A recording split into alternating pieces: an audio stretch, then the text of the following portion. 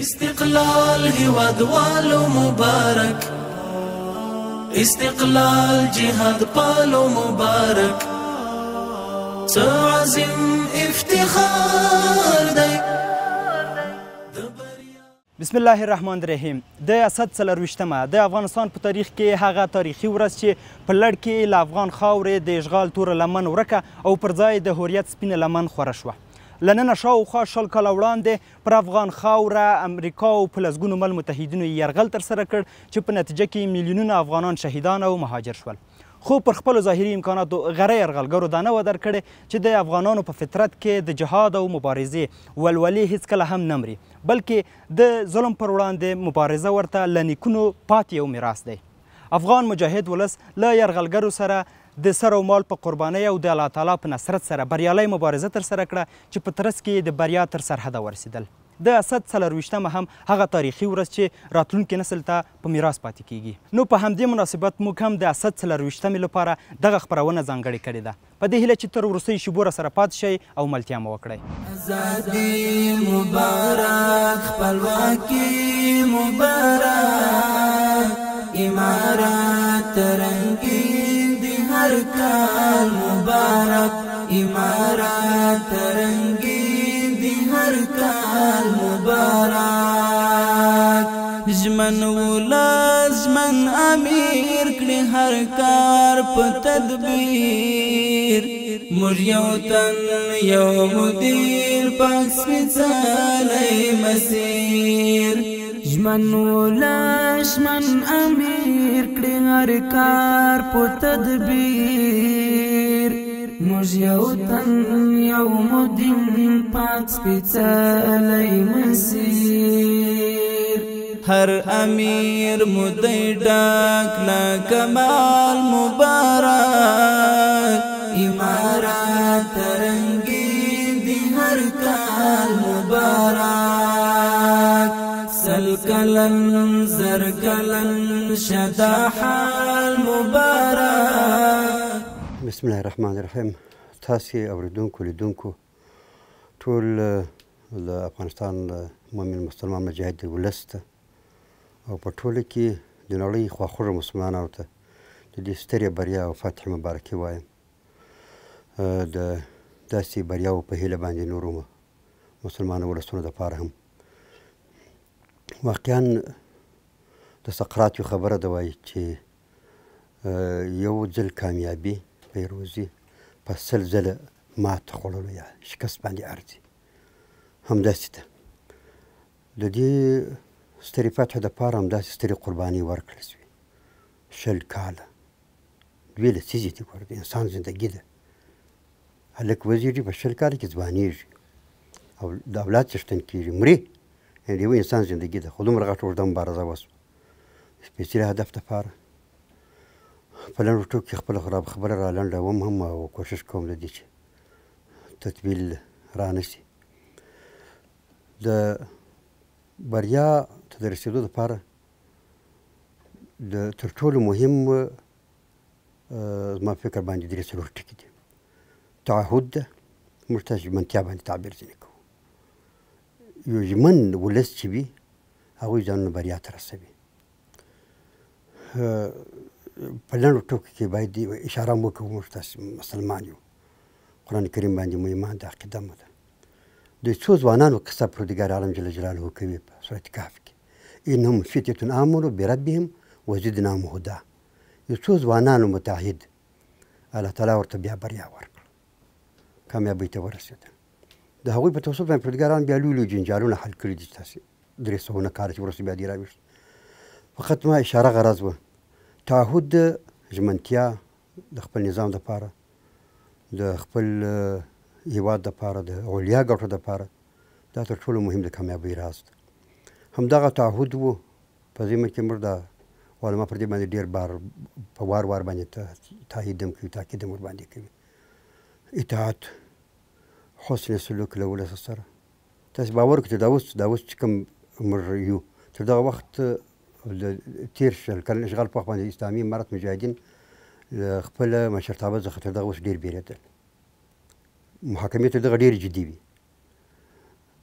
چا چې ادنا سرغړونه چا نسوای کولی امارت په صف کې که څوم دا صف کې کار کول د ځان له خپل ژوند سره د لوبو په معنا باندې وو ځینو خلکو په اول کې چې مبارزه پیل شوه د امریکایانو د صلیبیانو خلاف زموږ مبارزه یې لیونتوب باله ول دا سر ته نسي رسولی خو پروردګار عالم په نصرت پر هغه باندې موږ ایمان ده تعهد ژمنتیا و اطاعت و او همداراز دا مؤمن ولس چې ده د اشغال او صلیبیانو خلاف یې مبارزه وکول سر ته یې ورسول د الله تعالی په نصرت باندې دا ډېر سپېڅلی او باعقیده ولس و که څوک بې عقیدې وي د هغوی جګړه هم بې معنا ده بې مفهومه ده نو عقیده هدف ده ژمنتیا یې ورسره د لارې لپاره مشال ده او د خپل مشرتابه اطاعت او د فرامینو د احکاماتو منل او له ولس سره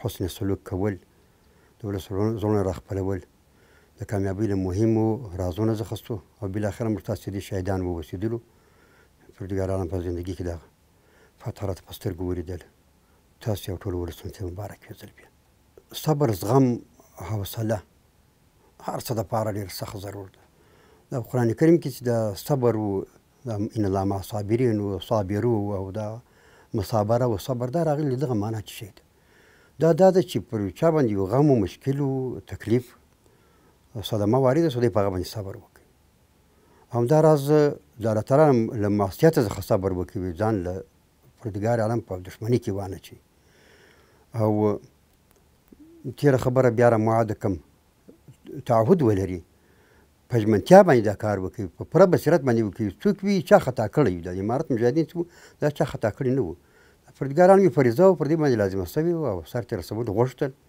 او پروردګار و دغو ځوانانو ته دا توفیق ورته ورکړه چې پای ته ورسولو نو هم دا د بریا رازونه او ورسره د مشرتابه یو سالمه او ښه مدبرانه رهبري ډېر مهم دی د کامیابۍ د رازونو په شکل دا تر ټولو مهم پوښتنه ده اوس موږ تاسې دا نوم مراحل طی کړي دي له فتحې وروسته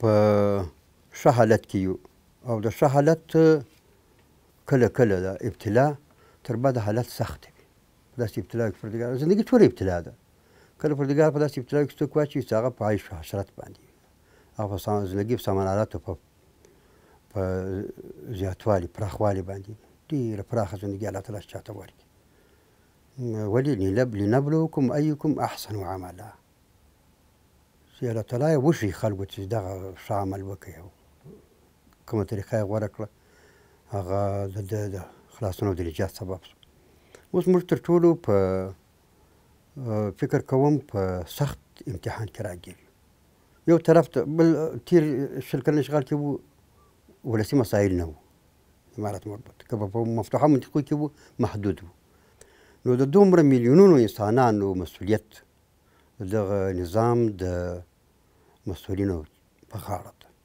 او دا داسې څه وړه خبره نه ده که څوک فرار کوي نو فکر کوم له خپل عقل څخه فرار کوي عقل دا وایي چې د چا مسؤول سوي هغه مسؤول نظام په حیث باندې بیا کار کوي نو نظام خپله برخه کې مسؤلیت لري ولس په خپله برخه کې مسؤلیت لري د نظام هغه کسان چې هغوی د نظام لپاره قرباني ورکړي دي هغه د دغو تیرو ترخو خاطرو څخه ډېر ښه آګاه دي موږ تېر امارت تېر ځل امارت چې واکمن و په هغه کې زه فعال شخص وم په لوړه سطحه مې خدمتونه کول خو د ماتې د شکست یا د عقب نشیني مرحله مو هم طی کړه چې ډېره ترخه وه واقعا خدای پاک دې الله تعالی دې بیا نه پر ولس باندې راولي نه پر افغان دولت باندې فکر کوم مسؤلیتونه ډېر زیات دي رانغاړلې پیسو خبرو کې د وس خبره نه ده خو په خپله برخه کې مسؤلیت د امارت د یو حاکم دولت په حیث باندې یو څو ټکو کې راخلاصه کېدلی شي ټولنیز عدالت په شو باندې امر کول بدو څخه منع کول دا د امت فریضه ده ټول دا یوازې امر معروف کار نه ده زموږ د ټولو دنده ده همداراز حسن سلوک له هر چا سره. حتی په اسلام کې د مسلمان ګاونډی که غیر مسلمان یا کافر وي هم هغه ته له هغه سره باید سلوک نه دروه. د دین ته بلل یې بېله خبره ده. نو خپل ولس سره به نو څومره د مسؤلینو دندې وي چې ښه سلوک ورسره وکوي. عامه خدمات د زده کړو دپاره زمینه برابرول، کار ورته برابرول، ثغور یا سرحدات خوندي کول. خلکو ته څو ډول امنیت ګوره مهم ده. دا د امارت دنده ده چې هغه عقلي امنیت ته څو عقل یې د هغوی ده امنیت یې له منځه ولاړ نه سي. لکه اعتیاد عقل وړي، ځکه معتاد شخص مردود ده، ځکه په هغه څه نشي توکي امارت بند کړو. دا دنده وه باید بند کړي وه، ځکه چې عقل مابین دا امنیت ګواښي. د فکر امنیت فکري یرغلونه د 20 کال اشغال کې فکري یرغلونه بیخي زیات سوي دي. د فکر امنیت لپاره باید امارت مؤثره تګلاره ولري. فزیکي امنیت لپاره که د فزیکي امنیت موږ وینو راغلی څومره ښه امنیت، داسې د انسان عقل فکر ته دغه غټ امنیت غواړي، ډېر زیات تدابیر غواړي.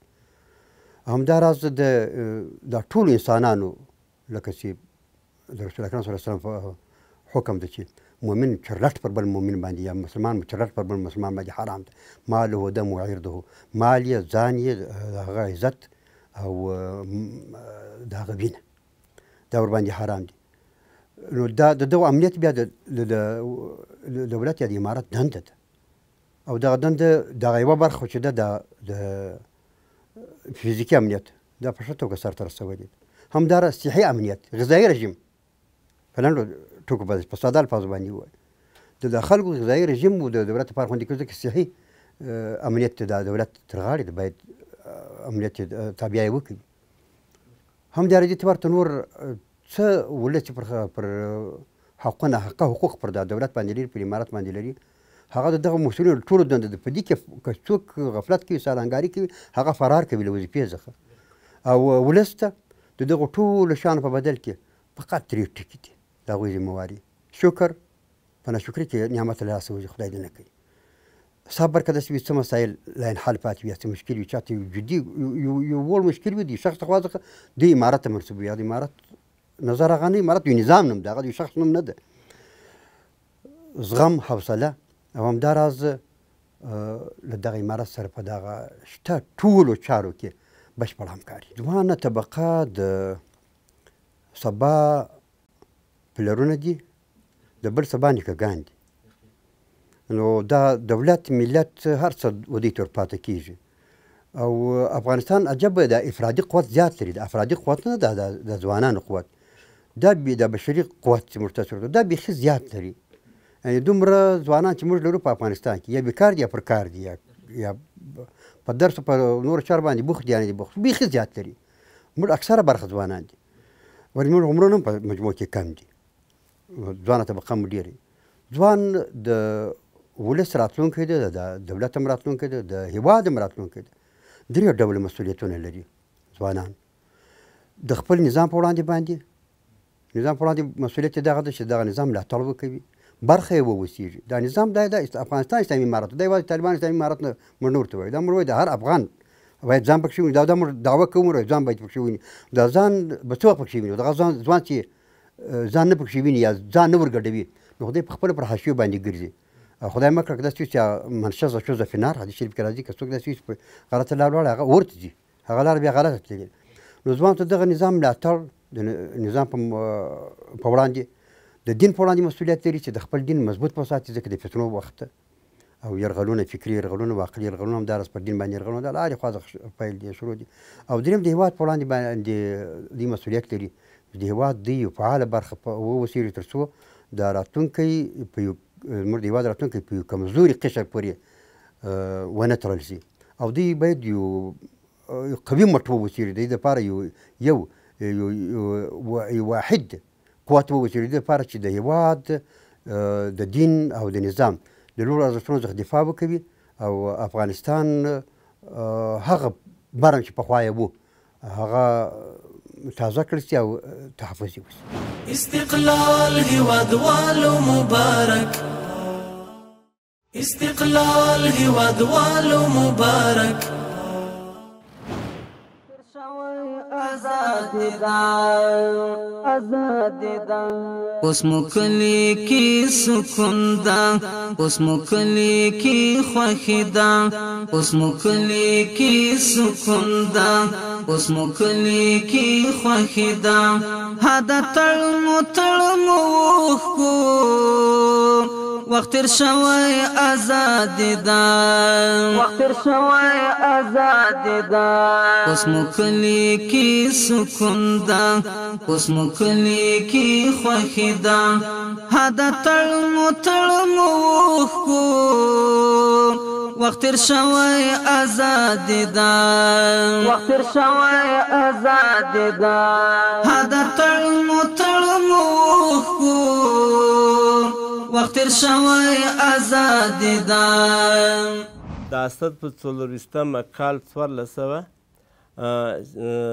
زموږ احساسات دا دي چې هغه ملتونه د ملتونو حوصلې قربانۍ شهادتونه ستړیاوې زحمتونه چې زموږ په هیواد کې تر ډېرو کړاوونو تکلیفونو سره مخ سوي وو بالاخره هغه ولسونه بریا ته رسېدی سي دغه زموږ یاداشت او 40 ریاست چې راورسېږي زموږ په ذهن کې به دا وي سره چې هر څومره دولتونه او زورواکي په دې ملک باندې تجاوز او تیری وکړي خو که د دوی په مقابل کې ولسونه قیام او مبارزه سره وکړي بریا ته به حتما رسېږي زما په خیال باندې اسلامي امارت ځواکونه ډېر کم مجهز هم ډېر نه وو په مجهزو سلاو باندې سنبال هم وو نړیوال قوتونه سره له ډېرو اسلحو مجهزو اسلحو سره راغلي وو دلته ناټو چې هغه یو 10 ملک وو دا یو نظامي پوځي تړون وو چې 10 ملکونه په دې کې عضویت لري په راس کې امریکا وه ورسره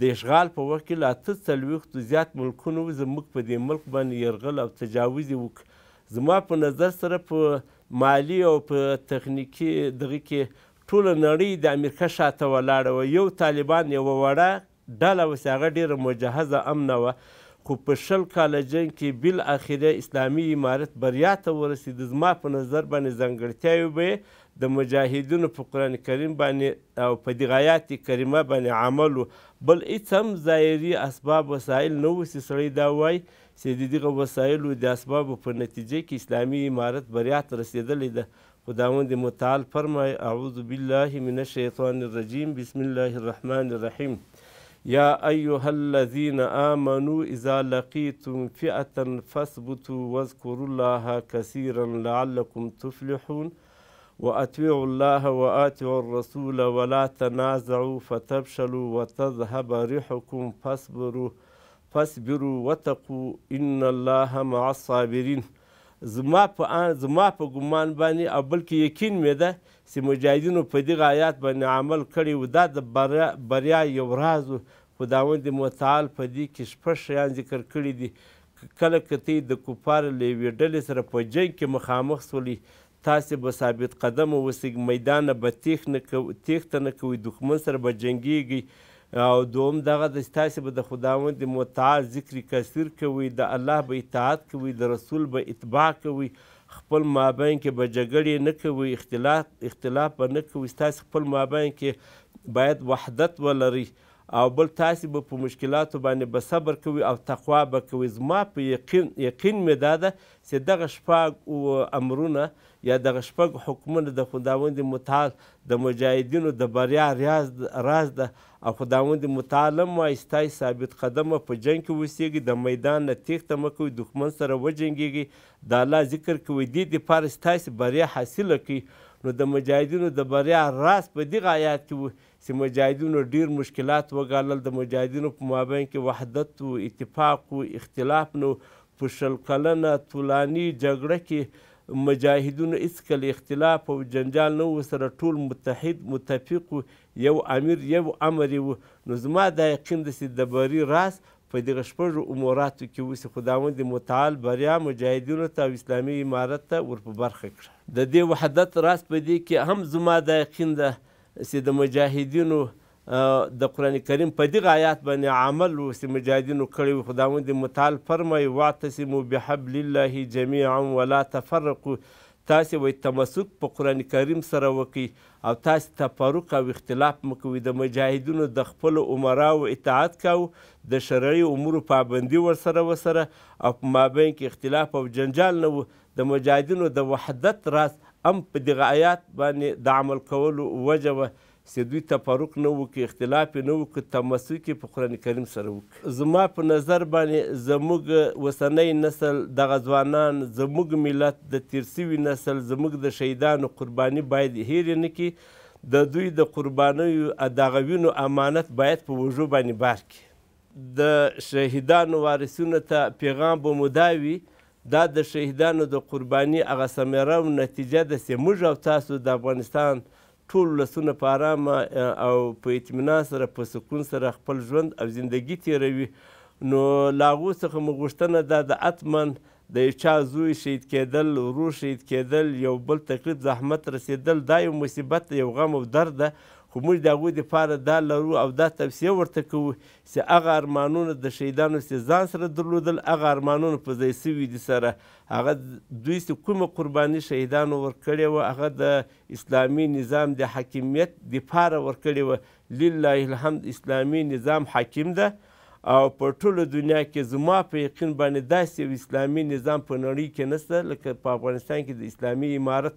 نو که شهیدان مو تللي دي د دوی کورنۍ ته، نو موږ دا وایو دا د شهیدانو د هغو وینو یا د دوی د ارمانونو هغه نتیجه به اوس موږ تاسو په سترګو سره وینو. ځوان نسل ته زما خپله پیغام او توصیه دا ده، زه وایم د اشغال په وخت کې هغه ځوان نسل چې هغوی ډېرې قربانۍ ورکړې وي، هغه شهیدان سو، هغه معیوب سو، هغه مبخوت سو، هغوی ډېرې ستړي زحمتونه تکلیفونه ګاللي وو.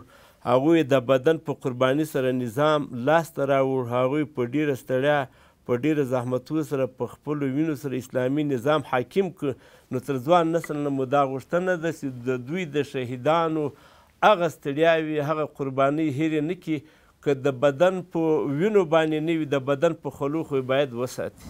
موږ په زور د ایمان مات کړ مغرور د جهان، موږ سر سپارلی زلمي تیر له خواږه ژوند او ځان، موږ د نیکونو تاریخ همیش اوچت ساتلی، موږ لارویان د عمر او د منصور د کاروان، او د منصور د کاروان.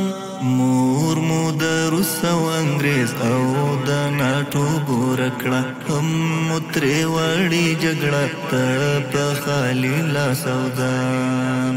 مور مو د روس او انګریز او د ناټو ګوره کړه، هم مو ترې وړې جګړه ته په خالي لاس او ځان. موږ په زور د ایمان مات کړ مغرور د جهان، موږ سر سپارلی زلمی تیر له خواږه ژوند او ځان، موږ د نیکونو تاریخ همیش اوچت ساتلی، موږ لارویان د عمر او د منصور د کاروان، او د منصور د کاروان. پر هر څه وړاندې تاسو ته ښه راغلاست وایو. د دغه ویاړمنې ورځې په ارتباط باندې ستاسې پروګرامونه د ستاینې وړ دي.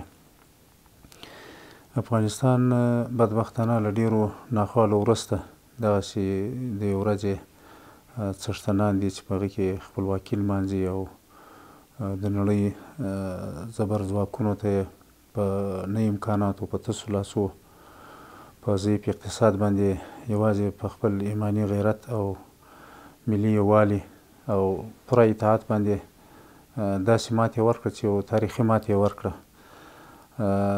دا ښکاره خبره ده د امریکایانو امکاناتو په کتلو سره او د اسلامي امارت د شیندلو ځواکونو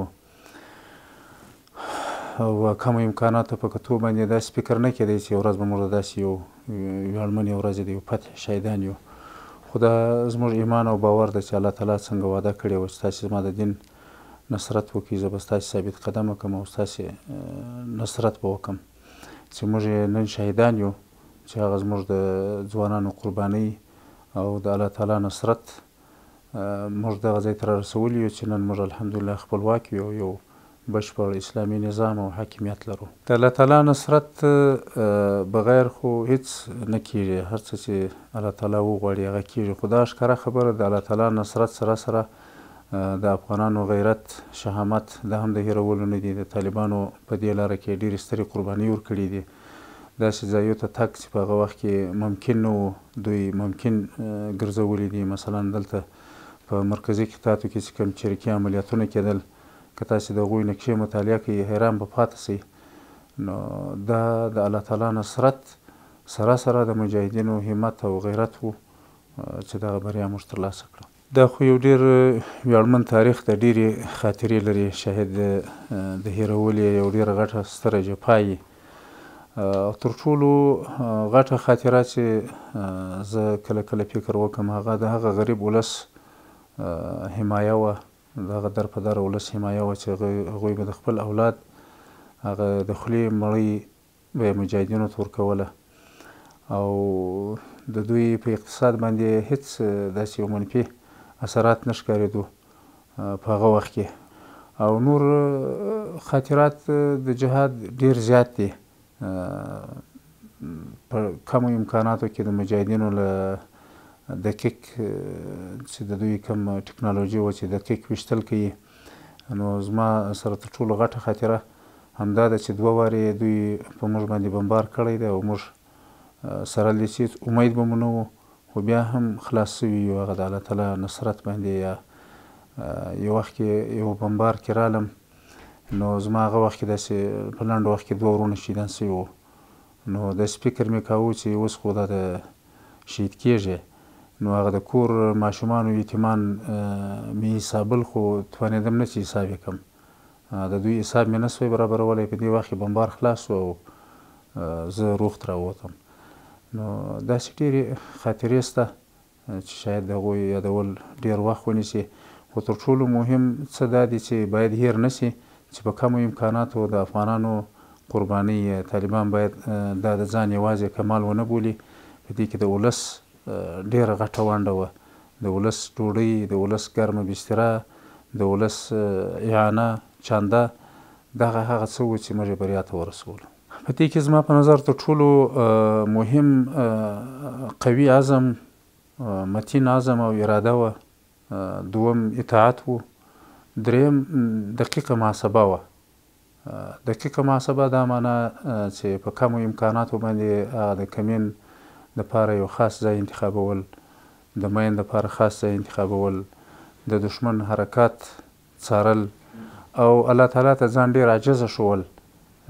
ځکه الله تعالی ته خو دا د الله تعالی مخلوق ده. الله تعالی خپل بندگان معلومول چې څوک زما په دین خوا بدوي، څوک یې نه بدوي. نو د طالبانو همدغه شان و چې مثلا دقیقه محاسبه به کوله او غرور به نه کوو، تکبر به نه کوو او ځان بې عاجزه ګڼئ. نو الله تعالی د داسې یو ستر ځواک په وړاندې دوی ته بریا ورکړه. د دې وحدت راز د دښمن یووالی و چې دښمن د ټولو دپاره یو دښمن و او د نظام ښه رهبري وه. د مرحوم امیرالمؤمنین ښه بنیانګذاري وه. د ملا محمد عمر مجاهد رحمت الله علیه چې کوم بنیاد د دې نظام ایښی دی، په هغه کې تقریبا تر ټولو مهم شی اطاعت ده. نو داسې تر اوسه پورې هم دا نظام انشاءالله آینده به هم یووالی وي. د دې غټ راز په اطاعت کې ده. او طالبان تقریبا یعنې د فکري لحاظه څخه داسې اختلافونو شی په خپل مابین کې نه لري یا تعصب نه لري. که د بدخشان دي، که د زابل دي، که د روزګان دي، هدف یې یو ده چې د افغانستان استقلال، خپلواکي او دلته د اسلامي نظام نفاذ.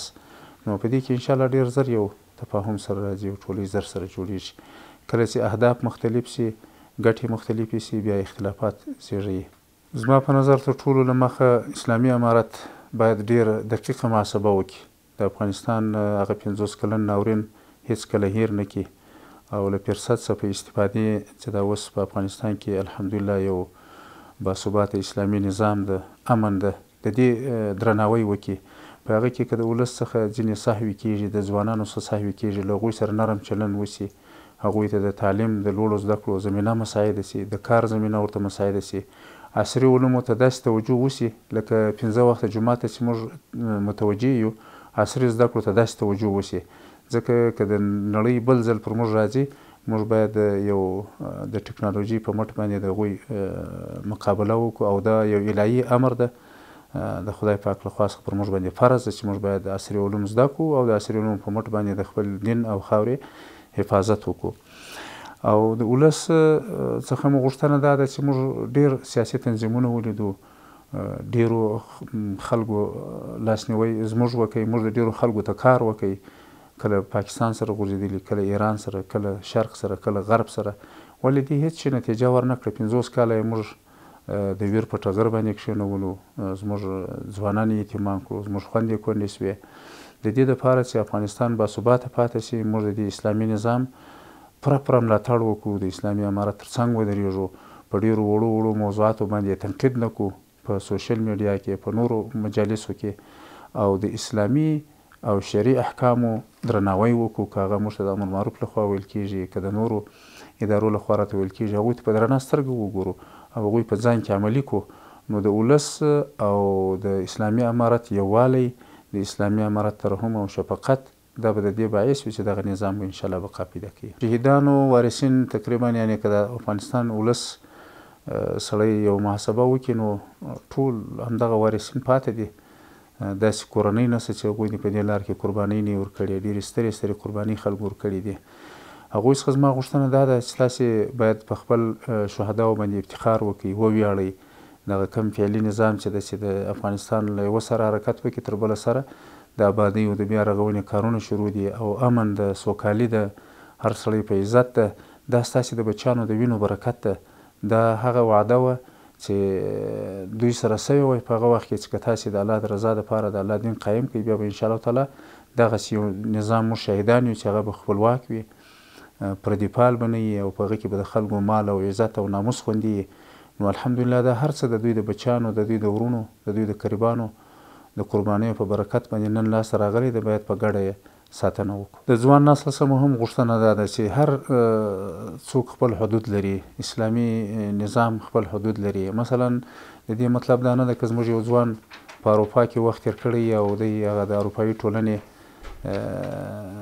غوښتنې دلته په افغانستان کې وغواړي چې دا تقریبا یو وخت له پوهنتونه څخه همدغه افکار وو چې هغه په ټکر کې واقع سو بیا زموږ ستاسې ټول وطن را خراب کړي دغسې د عصري علومو دغه تضاد باید له منځه ولاړ شي عصري او دیني علوم دا یو علم ده چې ضرور ده او ځوانان دې د خپلې خاورې د حفاظت په خاطر باندې علم ته ډېره توجه وکړي په سوشل میډیا د ډېره کمه استعمال کړي مطالعه دې ډېره وکړي چې بیا استعمالي اقلا سالمه استفاده دې ځینې وکړي او د ټولو هغو اسبابو مخه دې ونیسي چې هغو باندې یو متنازع حالت رامنځته کېږي په هغو باندې د افغانستان امنیت تهدیدېږي په هغو باندې د نظام سپکاوی راځي دغو ټولو شیانو مخه دې ونیسي او د نظام د هر ملک نظام دغه ملک دغه هیواد په ځوانانو باندې حمایه کېږي په ځوانانو باندې پر پښو درېږي ستاسو څخه مننه د دې ویاړلې ورځې مبارکي و ټول ملت ته په خاص ډول اسلامي امارت او د شهیدانو کورنیو ته وړاندې کوم استقلال هیوادوالو مبارک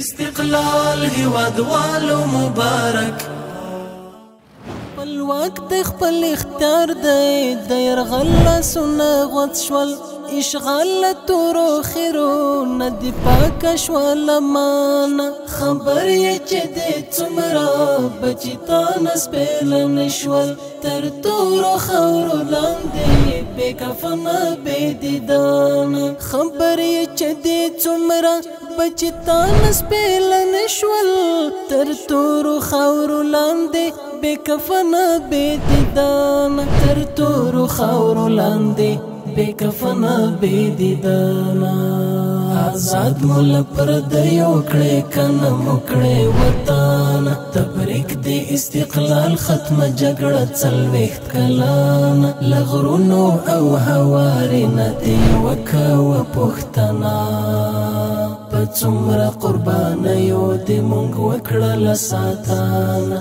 پچمرا قربانیو دی مونگ وکڑا لساتانا بسم الله الرحمن الرحیم ما پیامی تبریکی داریم به همه هموطنان و ملت افغانستان خصوصا به تمام کشورهای اسلامی که این پیروزی یک پیروزی تاریخی بود که تمام کشورهای ناتو در مقابل ملت افغانستان جنگ کردن و ایستاد شدن. این به همه مردم و ملت شریف افغانستان ما مبارکباد میگیم که پیروزی ما نتیجه فداکاری و نتیجه زحمات ملت افغانستان است. وقتی که ما فتوحات آغاز شد و ولایت به ولایت سقوط شد و ما داخل کابل شدیم، داخل پایتخت کشور، ایت به ما امیدواری شد که تانستیم که یک گوشه از سرزمین اسلامی را از وجود اشغالگرا، از وجود کسایی که خواستن وطن ما را در مدت 20 سال به خاک و خون تبدیل کنن، یک امیدواری به ما پیدا شد. بسیار احساس خرسندی و خوشحالی کردیم که ما تانستیم که با کمک و نصرت پروردگار این سرزمین از لوث اشغالگرا ما پاک کنیم.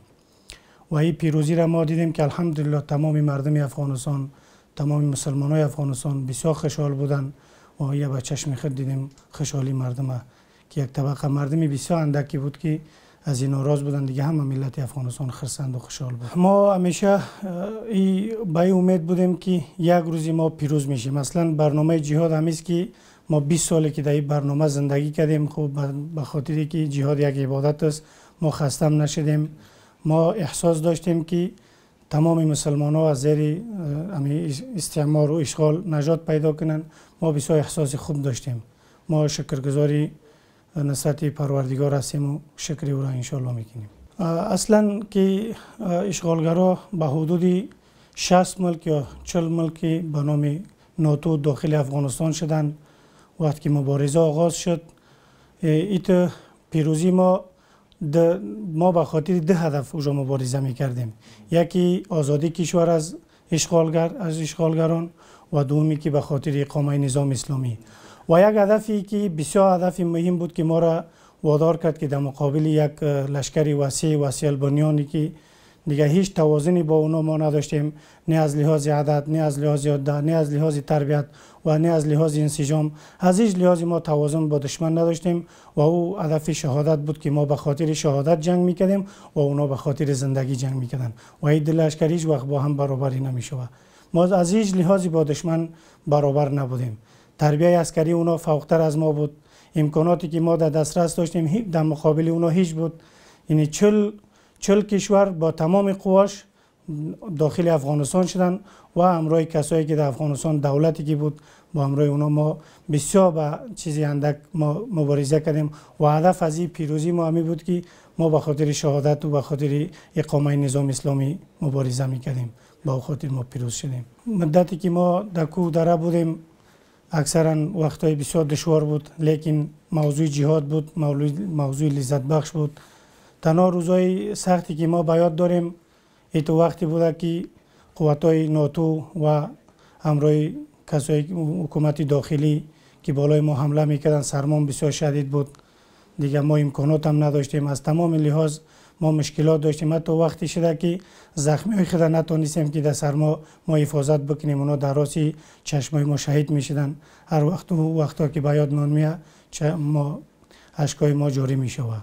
بسیار روزهای سختی بود که حتی زخمی عادی زخمی داشتیم که قابل تداوی بودن، لیکن به خاطر مشکلاتی که در محاصره دشمن قرار داشتیم نمیتونستیم که به بیرون از منطقه خود اونا را انتقال بدیم تا اینکه اونا تداوی شوند و مداوا بگردند.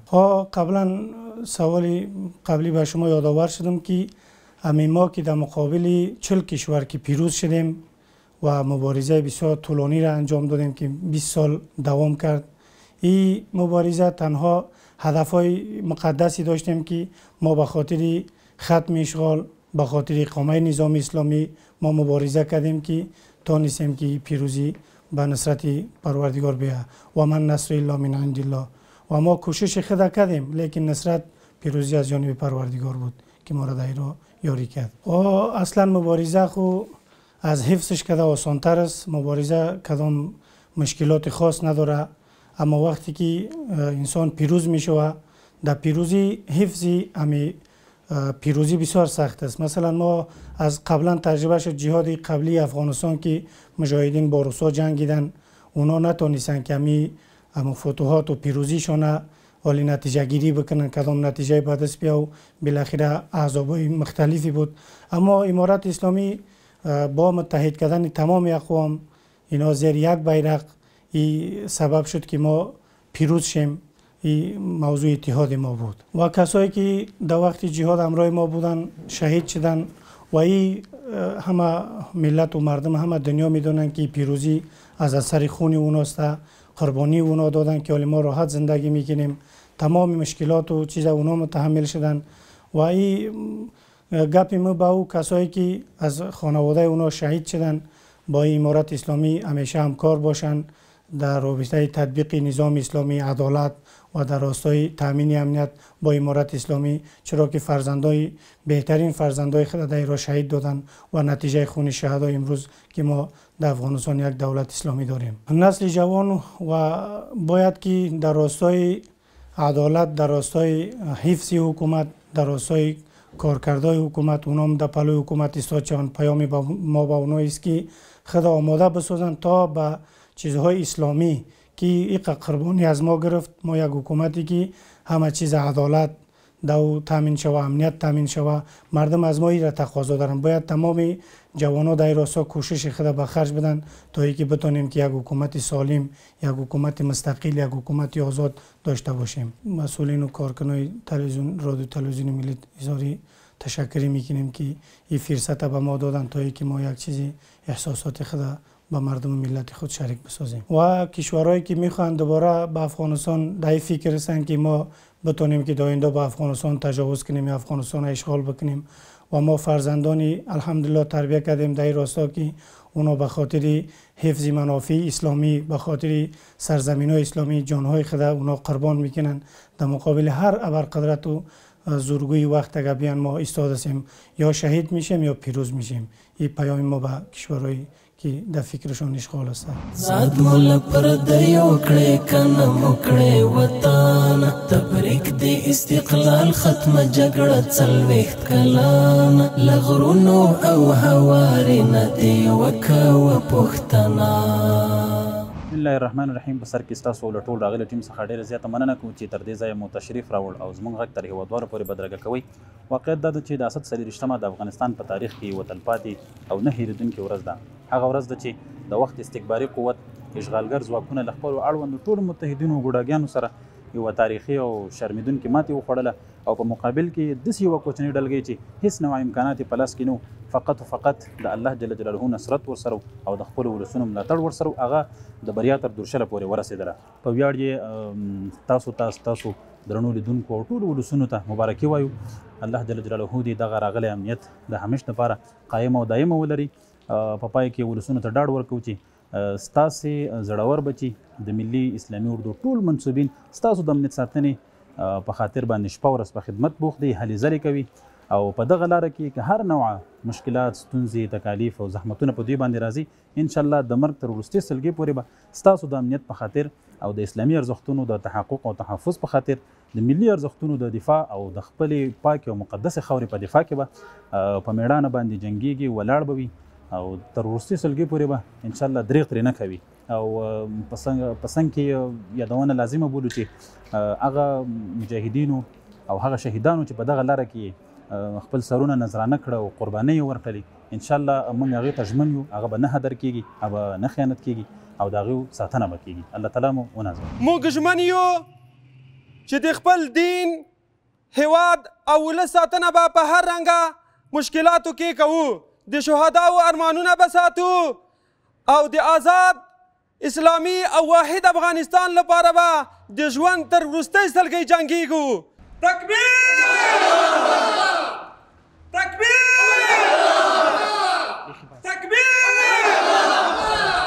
د افغانستان ملي رادیو تلویزیون ډیرو درنو قدرمن لیدونکو، دا وه زموږ د نن ورځې ځانګړې خپرونه چې د اسد 40 باب مو ستاسو درانه حضور ته وړاندې کړه.